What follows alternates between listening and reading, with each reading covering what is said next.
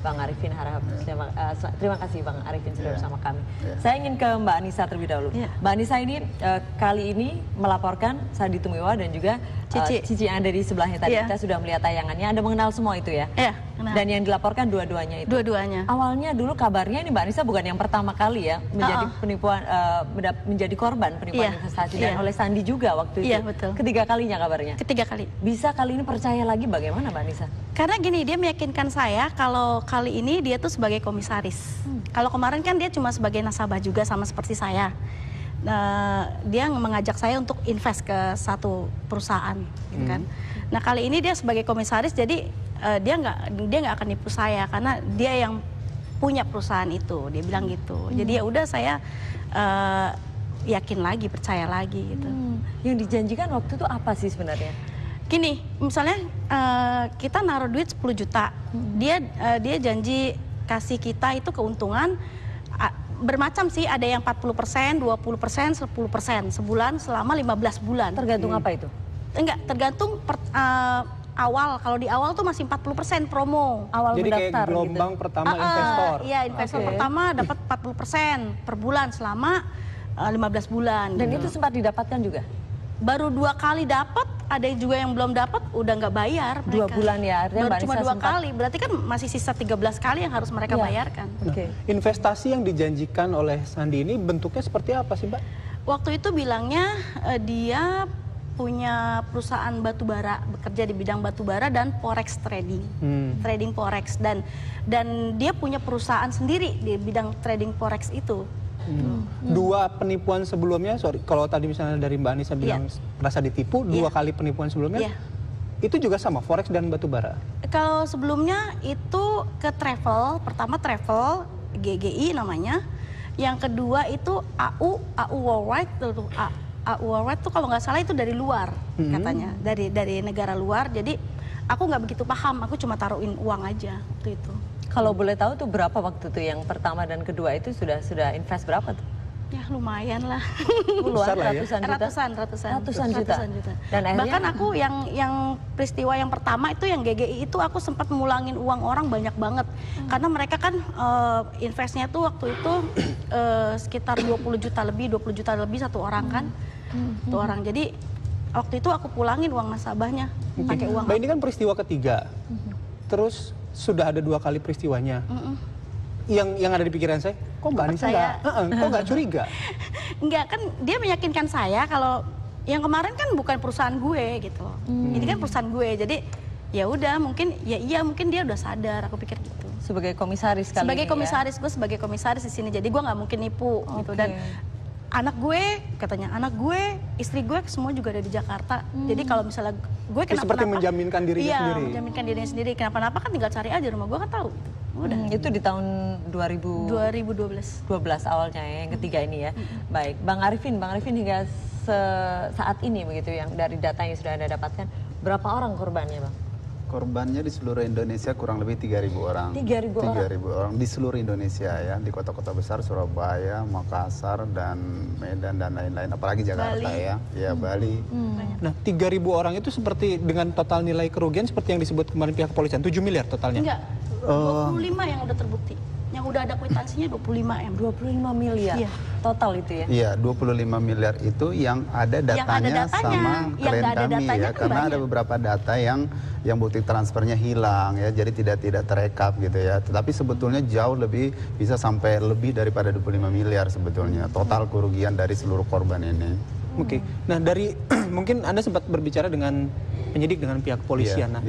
Pelaku ini memang menjalankan bisnisnya hanya berdua saja, atau memang mereka sudah memiliki katakanlah jaringan-jaringan yang mengendorse usaha mereka ini? Ya, sebenarnya perusahaan mereka ini ya pada saat menjalankan itu belum mempunyai izin dari Bapepti untuk menjalankan untuk trading gitu ya. Jadi mereka hanya baru ada akte perusahaan aja gitu, dimana keduanya itu mempunyai saham yang sama gitu ya, 50-50 di PT CSM. Itu kan sebetulnya sesuatu yang tidak wajar ya, di mana punya porsi yang sama, tidak ada yang dominan di sana.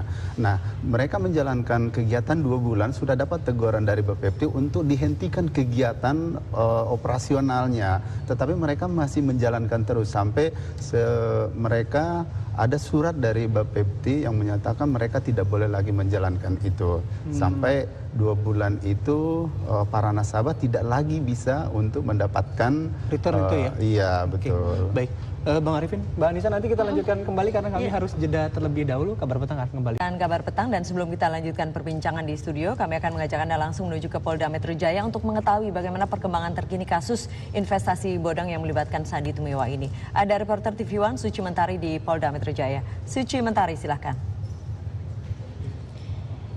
Ya, memang pemirsa, pada beberapa hari lalu, tepatnya pada hari Kamis, publik dikejutkan dengan penangkapan seorang publik figur bernama Sandy Tumiwa yang terduga terlibat dalam kasus penipuan dan penggelapan dengan modus investasi bodong. Dan saat ini Sandy Tumiwa sendiri sudah ditetapkan sebagai tersangka oleh Direskrimum Polda Metro Jaya.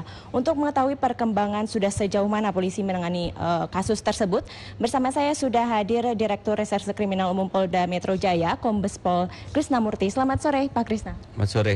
Baik, Pak Krisna, mungkin bisa dijelaskan pada saat sudah dilakukan penangkapan pada Kamis lalu saat ini sudah sejauh mana penyelidikan dilakukan, Pak? Ini kan sebenarnya peristiwa pidananya terjadi mulai tahun 2012 ya. Sejak saya menjabat Direktur Reserse Kriminal Umum, saya bertekad kepada seluruh jajaran untuk menyelesaikan tunggakan-tunggakan perkara. Memang banyak sekali tunggakan perkara. Dan dari hasil bongkar-bongkar kasus, salah satu yang menjadi tunggakan ini perkara Sandy Tumiwa ini. Tidak ada satupun yang menghadap kami. Boleh ditanya sama Ibu Anissa Bahar itu yang di TV. Jadi kami dalami penyelidikan, dan ini adalah suatu peristiwa pidana yang kesannya seolah-olah harus dibawa, kalau sudah diselesaikan, dibayarkan, maka peristiwa pidananya selesai. Biasanya begitu penipuan. Tapi dalam kaitan dengan peristiwa Sandy Tumiwa, kami melihat korbannya ini banyak sekali dan tidak bisa dibiarkan. Tidak boleh terjadi ada orang siapapun dia melakukan usaha investasi tanpa izin resmi dari pemerintah. Dalam hal ini dari izin dari Bank Indonesia. Dan kalau itu dibiarkan kemudian korban hanya dibayar, nanti akan muncul korban-korban baru lainnya. Nah, karena itu berkasnya kemudian kami selesaikan, kami koordinasikan dengan Jaksa Penuntut Umum dan dinyatakan P21. Lanjut dalam rangka membuktikan kepastian hukum, keadilan dan kemanfaatan kepada warga masyarakat siapapun dia, ya.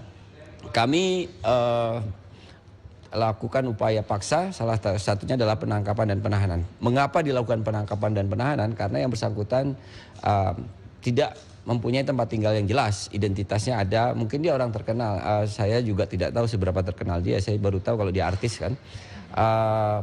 Tapi bagi kami semua sama di mata hukum, salah satu indikatornya adalah kami sulit mencari dia. Karena sulit, kami khawatir melarikan diri, maka kami lakukan penahanan, dan nanti hari Senin besok kami akan serahkan pada Jaksa Penuntut Umum untuk menjalani proses peradilan. Pak Krisna, seperti kita tahu bahwa kuasa hukum dari Sandy Tumiwa mengajukan penangguhan penahanan begitu. Ya. Bagaimana pihak kepolisian menanggapi hal tersebut? Salah satu syarat penahanan adalah syarat objektif dan syarat subjektif. Syarat objektif karena perkaranya sudah cukup bukti. Syarat subjektifnya kami khawatir mengulangi perbuatan, menghilangkan barang bukti dan melarikan diri. Untuk menghilangkan barang bukti mungkin tidak, mengulangi perbuatan mungkin tidak, tapi melarikan diri dalam artian karena tempat tinggalnya tidak jelas, maka kemungkinan besar saya tidak akan penuhi. Sebagai penyidik kami tidak akan penuhi. Terima kasih Pak Krisna untuk informasinya, dan pemirsa, seperti tadi dijelaskan oleh Kombes Pol Krisnamurti bahwa kasus ini sebenarnya sudah terjadi pada tahun 2012, namun kembali diungkap setelah BAP dari kasus tersebut dinyatakan lengkap oleh Kejaksaan Tinggi DKI Jakarta pada tanggal 19 November lalu, dan dari kasus tersebut korban mengalami kerugian miliaran rupiah. Untuk sementara kami kembalikan ke studio. Baik, terima kasih Suci Mentari melaporkan langsung dari Polda Metro Jaya. Kita kembali berbincang di studio, saya mau ke Bang Arifin sebelum ke Mbak Anissa. Bang, yang ditangkap ada dua, Sandy dan Cici ya? Cici Kisum 2. Nah, ini perannya seperti apa? Modusnya seperti apa mereka berdua ini? Jadi Cici Kisumdualif ini sebagai direktur utama ya, Sandi Tumiwa sebagai komisaris ya. Jadi perannya itu sebetulnya dalam kegiatan CSM ini, kalau peran Sandi ini jauh kepada untuk menarik nasabah karena dia sebagai public figure gitu kan. Dan itu selalu dalam setiap presentasinya di berbagai kota ya, provinsi, dia selalu mengajak juga istrinya ya, Tessa Kaunang ya, untuk meyakinkan. Iya, waktu itu karena masih statusnya suami istri waktu itu ya. Dan untuk Cici adalah operasionalnya ya, untuk bagaimana di perusahaan itu untuk menginvestasikan. Tapi dalam hal ini mereka punya porsi yang sama sebetulnya ya. 378 dan 374 yang kita laporkan itu, mereka itu diciptakan adalah konflik interest ya. Mereka buatkan ya, memang perusahaan ini tidak ada izinnya gitu kan. Mereka hanya berharap gitu, dana nasabah itu begitu dibayarkan 2 bulan, itu kan pancingan ya, untuk mendapatkan lagi investasi yang lebih besar. Nah ini real nih gitu kan. Akhirnya ada yang jual rumah lagi karena untuk mendapatkan keuntungan yang lebih besar. Begitu besar sampai 25 miliar mereka kabur uang. Nah kita juga sudah terhubung melalui sambungan telepon dengan pengacara atau kuasa hukum dari Sandi Tumiwa, ada Bapak M. Ridwan. Selamat malam Pak Ridwan. Ya, selamat malam Mas. Pak Ridwan, apa pembelaan klien Anda atas tudingan dari laporan-laporan korban yang merasa tertipu dengan bisnis yang dijalankannya? Ya, jadi begini Mas, perlu saya jelaskan dulu ya, bahwa sebenarnya posisi klien saya juga itu adalah korban juga. Ya. Karena begini, ketika investasi ini dijalankan oleh saudara Cici, posisi klien saya itu kan ditempatkan sebagai komisaris. Ya. Dan satu hal lagi bahwa dia dijadikan sebagai figur di situ Mas. Karena dia seorang artis ya, banyak dikenal luas oleh masyarakat, sehingga Cici membawa Sandi ke dalam perusahaannya. Dia dipakai untuk menarik nasabah ya, nasabah dari CSM ini. Seperti itu sebenarnya kondisi realnya Mas. Jadi Anda menegaskan bahwa klien Anda memang hanya sebagai korban dan sebagai pemikat para calon nasabah saja, tidak ada hubungannya dengan operasional atau investasi ilegalnya ini? Oh jelas tidak ada Mas, tidak ada itu. Jadi kalau sampai ada yang mengatakan bahwa klien saya itu terlibat secara operasional, itu keliru. Ya, karena sebagai komisaris ya, meskipun usia dari perusahaan itu belum setahun, ketika perusahaan ini berjalan 3 bulan dan waktu itu terjadilah permasalahan serius karena banyak pihak yang melaporkan CCTV ini ya. Waktu itu kami pun sudah ikut mencari CCTV. Ya, kami berusaha mencari CCTV yang waktu itu konon sempat melarikan diri ke luar negeri. Demikian isi yang kami terima dan kami dapatkan dari berbagai sumber gitu ya. Kami sudah menuliskan surat secara resmi sebagai bentuk pertanggungjawaban sebagai komisaris. Meskipun perusahaan itu sebelumnya belum bisa dimintai pertanggungjawaban. Jadi klien saya juga di sini sebenarnya jadi korban. Tapi dengan posisi... Kalau tadi dikatakan bahwa klien saya dibawa kemana-kemana ikut secara operasional ya. Tadi kuasa hukum saudara Anissa tadi si Arifin mengatakan bahwa dibawa ke luar kota. Ya saya harus akui bahwa itu memang beberapa kali terjadi dan si Sandi di situ tidak mengerti secara pasti bahwa ternyata itu dipakai sebagai ya untuk menarik ini tadi investor-investor itu yang ada di sana di luar kota itu. Seperti itu. Pak Ridwan, tapi sebagai komisaris tentunya seharusnya Sandi ini kan mengetahui, tadi Bang Arifin menyebutkan bahwa dalam operasional 2 bulan sudah mendapat teguran dari Bapepti. Oh, teguran Bapepti itu baru terjadi ketika permasalahan ini muncul Mas.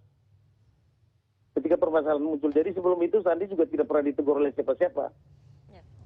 Baik, di sini juga ada Mbak Anissa, Pak Ridwan. Mbak Anissa mungkin ada yang ingin ditanyakan langsung ke kuasa hukum. Iya, kayaknya kalau saya lihat sih kayaknya kan Sandi kan memang berganti-ganti pengacara, jadi kayaknya pengacara yang satu ini yang baru ini kayaknya belum paham banget sih dengan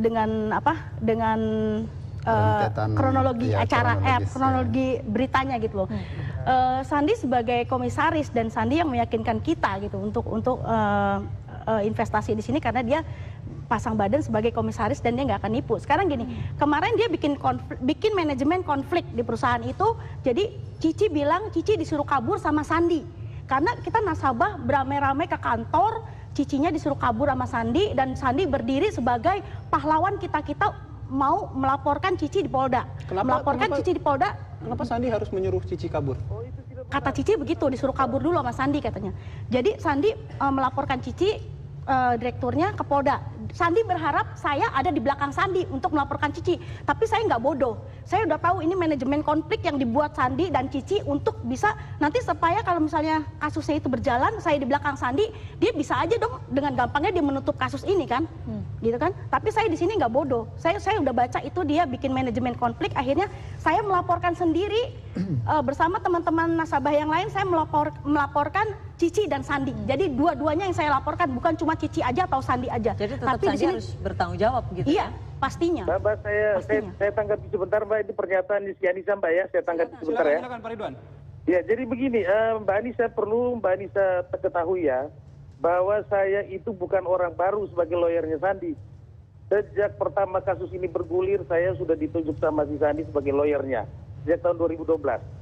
Sedangkan yang dikatakan saudara bahwa si Sandi dengan si Cici membuat manajemen konflik itu juga. Anda harus ketahui bahwa apa yang dilakukan Sandi itu sebagai upaya membantu para korban karena dia merasa bahwa ini senasib dengan dia. Itu yang harus Anda ketahui. Jadi klien saya tidak ada itu menciptakan suatu keadaan bahwa seolah-olah ini manajemen konflik seperti yang Anda katakan itu tidak benar. Baik. Oke. Baik, Pak Ridwan, Mbak Dan Anissa, begini, dan juga Pak tadi Arifin. sudah Pak Ridwan, nanti kita lanjutkan Pak Ridwan. Kita masih memiliki waktu untuk berbincang, namun kita harus jeda terlebih dahulu. Tetap bersama. Berbincang dengan Mbak Anissa dan juga Bang Arifin selaku kuasa hukum, dan juga di ujung telepon masih ada Bang Ridwan selaku kuasa hukum dari Sandi Tumiwa. Bang Ridwan, kalau dikatakan dari Mbak Anissa tadi merasa bahwa Sandi Tumiwa ini harus bertanggung jawab selain sebagai komisaris yang memang di sini juga mencari nasabah juga waktu itu, juga kabarnya ini juga menjadi orang yang sangat penting ketika akan memilih beberapa traders begitu ya. Ini bagaimana? Ini kan memiliki peran yang cukup penting juga di sini, dan juga masalah perizinan juga harus tahu dong. Tanggung jawabnya kemudian seperti apa ini kalau Anda katakan sebagai korban begitu? Iya begini Mbak, kalau bicara tanggung jawab yuridis sebenarnya tidak ada klien saya terhadap kasus ini. Jika saya sangat menyayangkan kalau misalnya si Sandi ya sebagai korban kemudian ditempatkan sebagai tersangka juga. Bahkan sampai hari ini juga yang mungkin pemirsa juga tahu bahwa klien saya sekarang sudah ditahan di Polda Metro. Seharusnya begitu yang terjadi. Karena apa yang dilakukan Sandi ketika dia bersama saudara Anissa waktu itu ya pada tahun 2012 atau 2013 itu, mereka berusaha untuk mencari solusi masalah ini. Dan tadi yang juga dikatakan itu bahwa itu ada membuat manajemen konflik apa itu nggak benar ya. Karena waktu itu si Sandi menunjukkan tanggung jawab moralnya terhadap customer ini dengan memburu si Cici waktu itu, mencari keberadaan Cici. Termasuk saya sendiri sebagai penasihat hukumnya waktu itu sampai ke Surabaya, sampai ke antero pelosok ke negeri ini. Saya cari setiap itu yang namanya trader atau siapa yang menjalankan bisnis ini waktu itu yang dipercayakan oleh saudara Cici. Seperti itu. Oke, berarti kami memang tidak menemukan orang-orang ini. Kesulitan kita mendapatkan alamat atau tempat mereka berdomisili. Seperti itu. Oke, Mbak Anissa, tadi dari keterangan Pak Ridwan sempat ada mediasi, terus kemudian bertanggung jawab Sandi pada saat itu mencari yang namanya Cici ini juga untuk memberikan pertanggungjawab terhadap nasabah-nasabah yang lain. Itu dilakukan pada saat itu. Aku udah bilang, kalau memang lu nggak salah, San, mana Cici? Karena Sandi kan nuduhnya Cici. Tapi saya lihat dia berdua sering jalan, sering ketemu baik-baik aja. Banyak info ke aku. Dia suka ketemu kok berdua Sandi sama Cici, tapi nggak ada tuh pertanggungjawaban Sandi untuk minta Cici bertanggung jawab terhadap kita gitu. Nah, waktu itu Mbak Anissa minta pertanggungjawaban pada Sandi seperti apa? Ketika misalnya sudah sadar bahwa uang investasinya tidak seret itu pengembaliannya. Aku bilang ini San, gimana nih San? Orang pada laporan kok mereka belum dibayarin bulan ini. Bahkan ada yang 2 bulan belum dibayar juga gitu kan.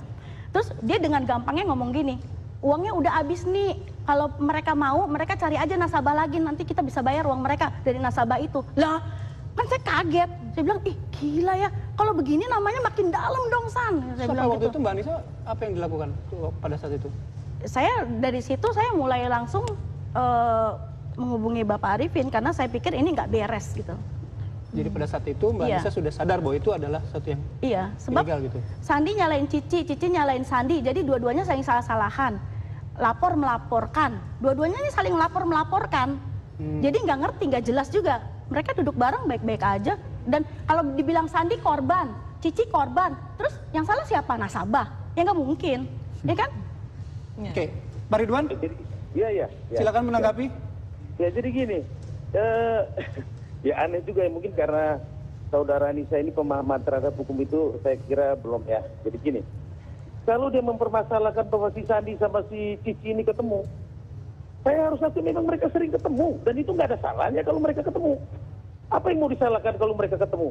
Ketemunya Sandi dengan si Cici itu dalam rangka mencari solusi itu. Karena memang saya menyarankan kepada si Sandi, you harus tetap kooperatif itu dengan si Cici supaya Cici nanti bisa memberikan sejumlah uang untuk mengganti kepada nasabah yang merasa dirugikan. Itu yang kita lakukan. Dan saya sendiri sudah berulang-ulang kali ketemu sama pengacaranya saudara Cici itu, yang namanya saudara Rizky, itu bisa di cross check ke sana. Yang kami lakukan itu adalah upaya-upaya untuk mengembalikan kerugian yang dialami oleh nasabah gitu loh. Oke. Itu yang terjadi. Berarti maksud Anda pada saat ini adalah pelaku tunggalnya ini adalah saudari Cici ini? Saya tidak bilang pelaku tunggal siapa-siapa karena itu nanti pengadilan yang akan membuktikan itu ya. Tetapi saya perlu Gimana tegaskan. sih? Sebentar dulu Mbak Anissa, jangan ngomong dulu ya. Tetapi perlu saya tegaskan bahwa yang bertanggung jawab terhadap jalannya perusahaan itu dan terhadap permasalahan ini adalah direktur utamanya. Nah, Anda silakan menyimpulkan sendiri siapa direktur utamanya. Kalau klien saya tidak mungkin. Karena dia hanya sebagai pengawas dan fungsi dia sebagai pengawas itu memang belum optimal karena dia baru 3 bulan di situ perusahaannya kemudian hilang. Oke, sebagai pengawas Bang Ridwan, dari awal mengawasinya bagaimana nih? Izin dari awal apakah sudah lengkap semua juga? Saya sendiri sudah mengecek waktu itu ke notaris ya, bahwa akta pendirian perusahaan juga ada. Cuman mengenai bahwa itu ada izin dari Bapepti atau bagaimana itu terkait mereka punya trading ya, itu saya tidak mengetahui itu karena apa? Karena ketika permasalahan ini bergulir dan itu menjadi kasus seperti yang dialami oleh saudara Anissa ini, itu saudara Cici udah nggak bisa kita hubungin. Itu yang terjadi, itu keadaan yang sebenarnya. Oke. Tadi Anda sempat menyebutkan trading. Nah, kuasa hukum dari Mbak Anissa juga sempat menuding bahwa Sandi ini memiliki peranan penting ketika mengalokasikan dana ke sejumlah perusahaan trader, betul? Iya, betul. Itu seperti apa? Iya, kita mengetahui bahwa peran Sandi ini tidak hanya sebagai komisaris dan pengawas saja ya, tapi dalam operasionalnya di CSM dia malah dominan juga ya untuk menentukan beberapa trading gitu ya, nama-nama trading yang harus dititipkan dana itu. Buktinya dia punya, apa kalau misalnya dia dominan untuk menunjuk trading itu? Cici pernah mentransfer uang kepada Sandi untuk dimasukkan ke trading A, trading B, trading C gitu ya. Ada yang di Surabaya dan di mana-mana gitu ya. Dan Sandi mentransfer juga uang itu kepada trading tersebut. Jadi kita punya bukti. Ada buktinya Iya, semua itu. kita mengetahui ada itu. Buktinya, kalau ada Dan buktinya juga saya mau tambahkan bahwa penetapan Sandi sebagai tersangka itu kan harus mempunyai 2 alat bukti ya. Itu membuktikan bahwa Sandi dalam hal ini ya punya kesalahan ya dalam laporan kami gitu loh.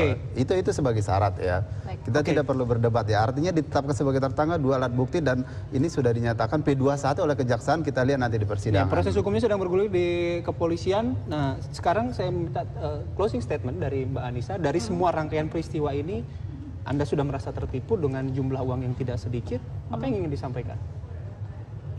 Iya, kalau dibilang kan percuma uang nggak bakal kembali. Tapi yang pasti kan di sini saya mau memberikan efek jera kepada mereka-mereka yang terbiasa melakukan penipuan seperti ini gitu. Jadi saya terima kasih juga kepada kepolisian ya yang udah berupaya untuk mengungkap kasus ini. Selama 3 tahun lebih kan kita menunggu dan akhirnya bisa P21 itu kan perjuangan yang saya udah sampai putus asa Tapi alhamdulillah, puji syukur sama Tuhan, kasus ini bisa terselesaikan, dan saya berharap kasus ini bisa selesai secara baik, dan saya minta hukuman yang setimpal dengan semua ini. Oke, baik, terima kasih Mbak Anissa, Bang Arifin. Ya, Pak Ridwan juga terima kasih sudah bergabung bersama kami di Kabar Petang hari ini. Selamat malam.